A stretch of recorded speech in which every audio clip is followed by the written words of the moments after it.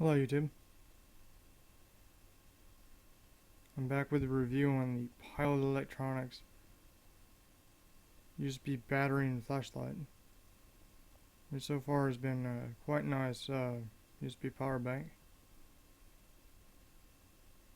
It was originally waterproof, but I had my friend RedFathom do a teardown on it, and it is not so much anymore.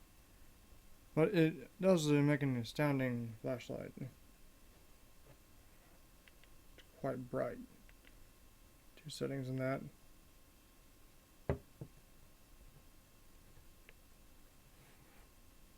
Or 4 bars there. It's only partially charged right now. It's actually quite well made for one of these power banks, because and the ones my friend has torn down before, a lot of them have used batteries in them. This one actually had quite nice batteries in it.